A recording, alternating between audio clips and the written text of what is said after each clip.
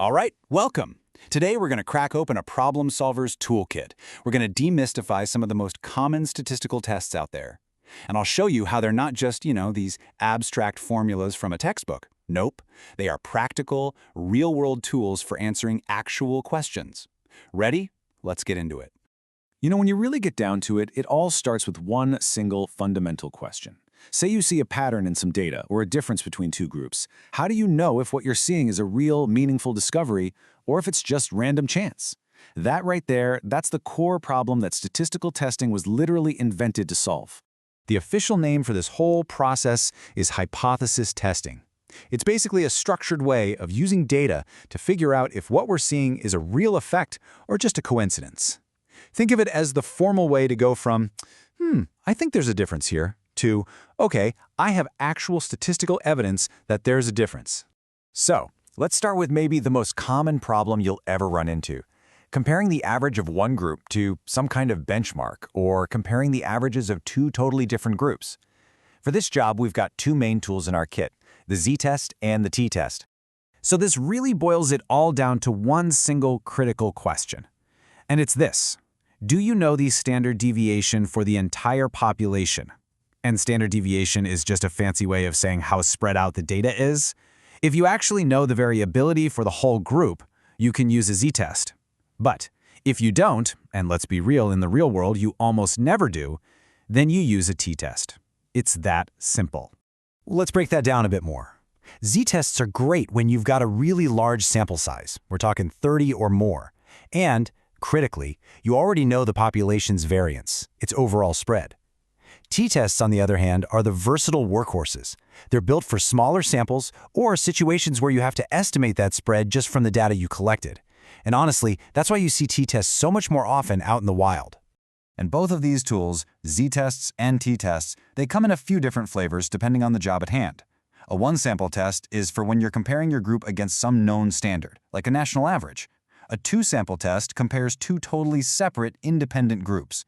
And a paired sample test, that's perfect for those before and after situations, where you're measuring the very same group twice to see if something changed. Okay, great. So t-tests are awesome for comparing two groups. But what happens when your problem gets a little more crowded? What if you need to compare the averages of 3 or 4 or maybe even 5 groups all at the same time? Now, it's a totally logical question to ask. If you've got groups A, B, and C, why not just run a t-test on A versus B, then B versus C, and finally A versus C? Well, it turns out that that very reasonable-sounding approach can get you into some serious trouble and lead to some really misleading results. So here's the deal. Every single time you run a statistical test, there's this tiny little chance you'll get what's called a false positive.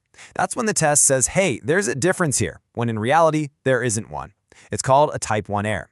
Now, if you keep running test after test on the same data, those tiny chances start to pile up. And pretty soon, your overall risk of finding a significant result just by pure dumb luck goes through the roof. So yeah, we need a much better tool for this job. And that tool is ANOVA, which stands for Analysis of Variance. ANOVA is such an elegant solution to this problem. It's what's known as an omnibus test, which means it looks at all of your groups at once and asks one big overarching question. Are the averages of all these groups the same, or is at least one of them different from the others? Now, ANOVA comes in different models too. A one-way ANOVA is for when you're looking at just one factor, like comparing 3 different teaching methods. But a two-way ANOVA, that's where things get really interesting. It lets you look at 2 factors at once, say teaching method and gender, to see how they both influence the outcome, sometimes in really surprising ways. And that right there brings us to probably the most powerful and fascinating part of a two-way ANOVA: its ability to find a plot twist in your data. It's what statisticians call an interaction effect. So what is an interaction effect? Well, it happens when the answer to your research question is basically, it depends. It's when the effect of one of your factors actually changes depending on the level of your other factor. They have this kind of synergy, right? You can't really understand one without also considering the other. Okay, this example is perfect. Let's say you're testing plant growth. You might find that, overall, high sunlight is better for the plants. And maybe overall, fertilizer brand X seems to be the winner.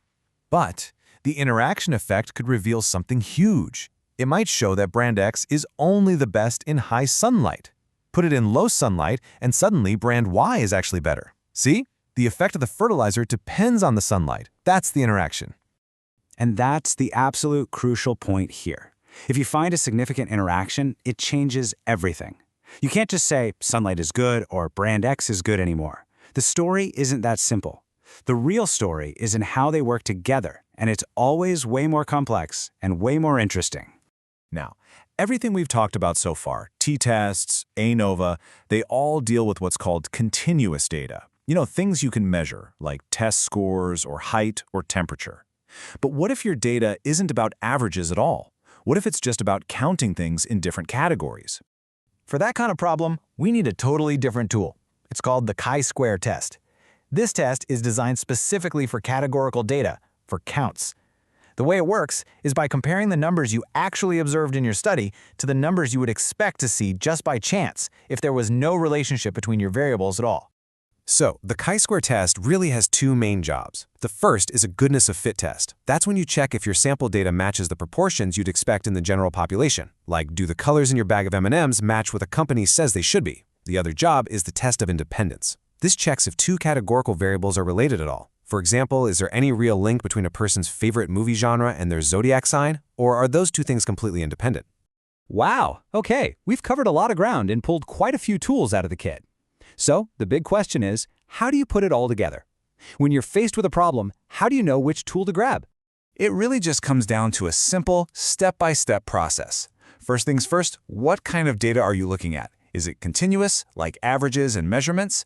If yes, you're in t-test or ANOVA territory. Or is it categorical, just counts of things in different boxes? Well, then you're going to need a chi-square. Step 2, how many groups are you comparing?